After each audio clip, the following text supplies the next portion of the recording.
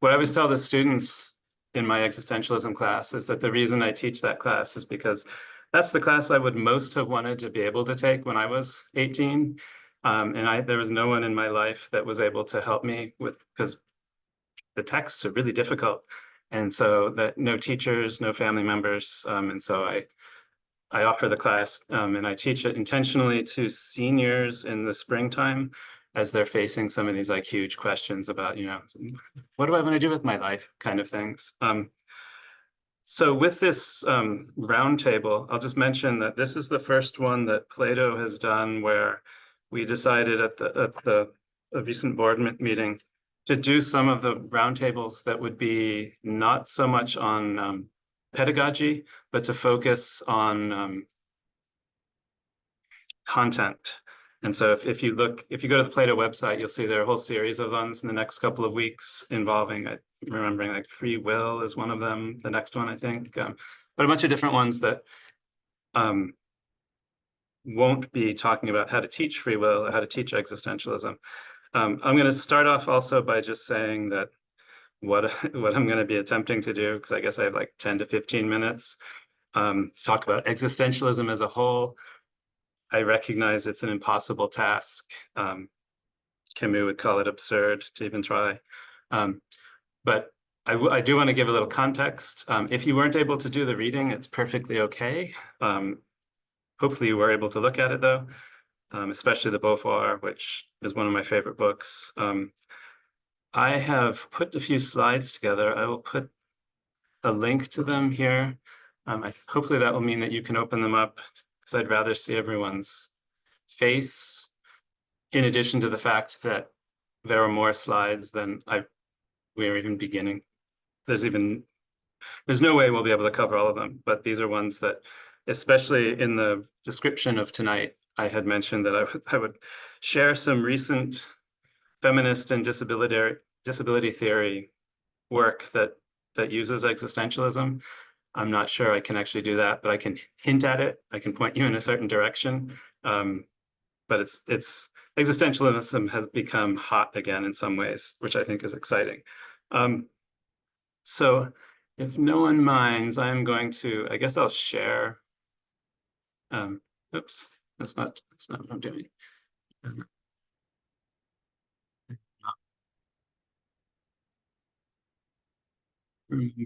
Here we go.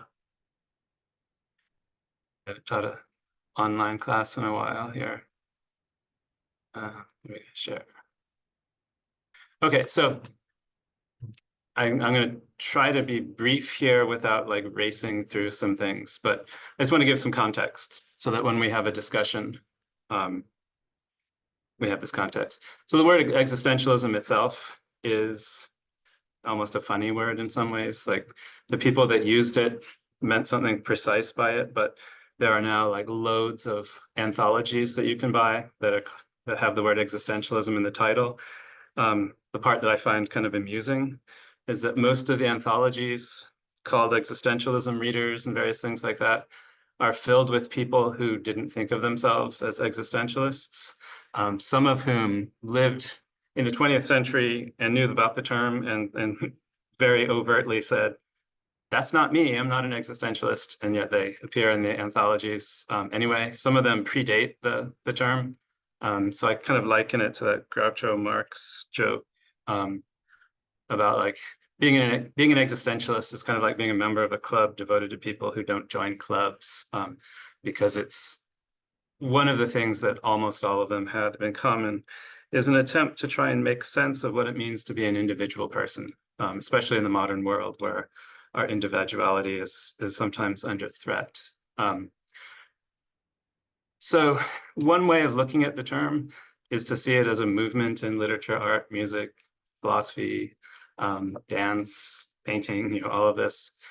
So it kind of independently arose in Denmark, Russia, and Germany with Kierkegaard, Dostoevsky, and Nietzsche, and then spread across the world by the mid-20th century. So that would see it as akin to kind of a genre title. Some see it as an attitude. If there's an existential attitude, some people would say Shakespeare or Pascal could count as proto-existentialists, people who are kind of attuned to the challenges of the human condition. Or others might see it as kind of a response to European modernism, kind of the challenge in the Enlightenment, that misunderstood who we are as human beings. So briefly, some of what led to existentialism becoming popular, again, it starts in the 19th century, but following World War I, immediately the flu that everyone forgot about for 100 years, that came about right at the tail end of World War I.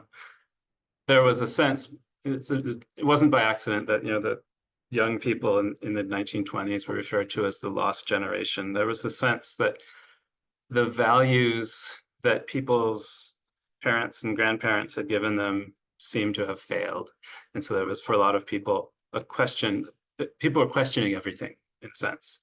You have what's been called Enlightenment progressivist modernism. I'll get to that in a second. Bureaucratization, standardization, industrialization, secularization.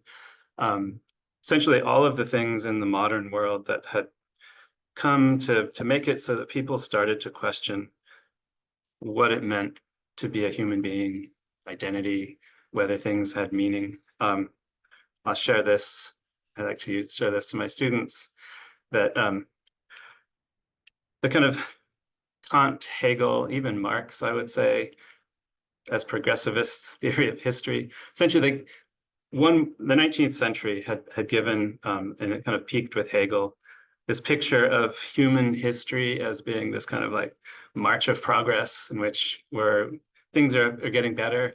And, people in the mid-19th century would have been shocked to find that, in 2024, we're still struggling with, depression and anger issues and things that they would have assumed like, oh, clearly our human sciences should be able to identify what causes all the problems. And then we can kind of reverse engineer schools and cities and neighborhoods and families, and all the problems will have gone away.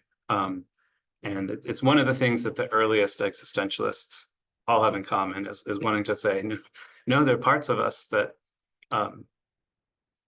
are perverse or irrational.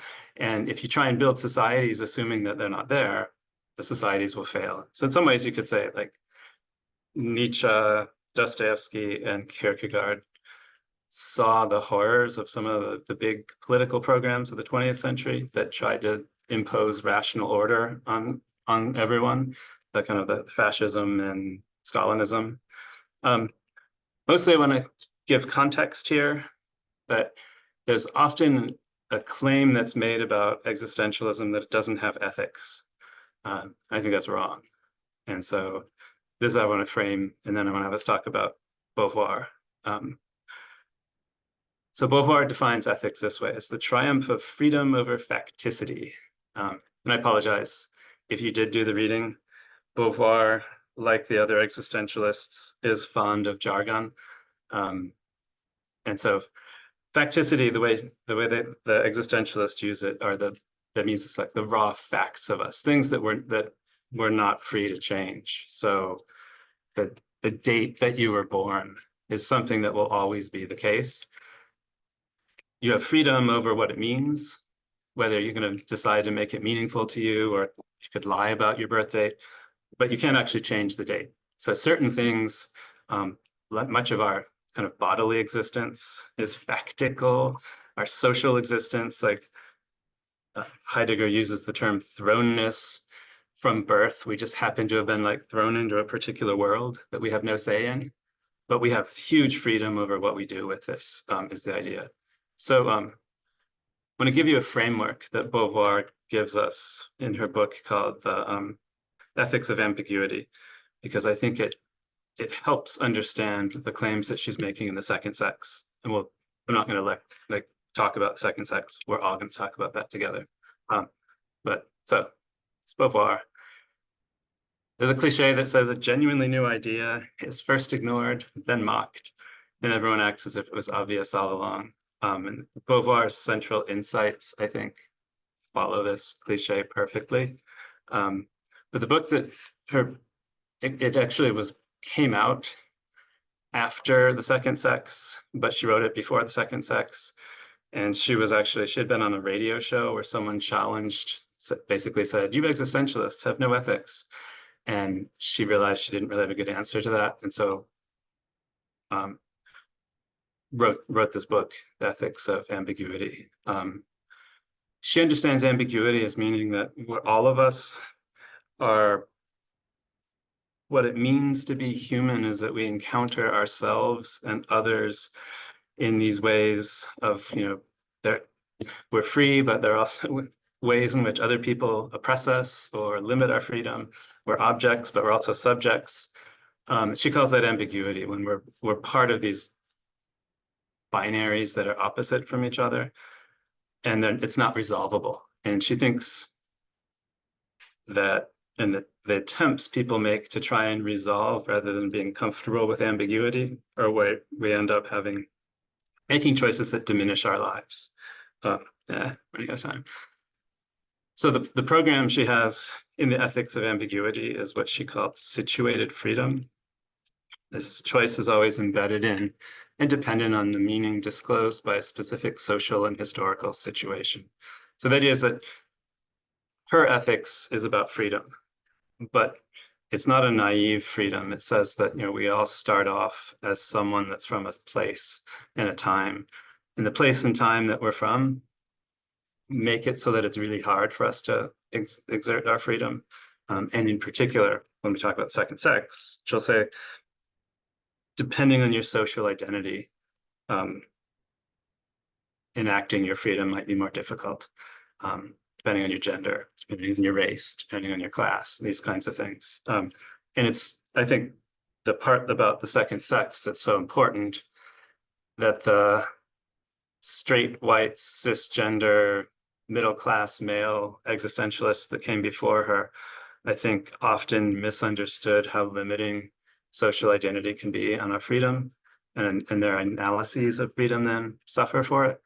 But Beauvoir in the Ethics of Ambiguity, so 2 more slides and then we'll stop. She does a kind of a typecasting, and she talks about certain types of people, how people have come to relate to freedom.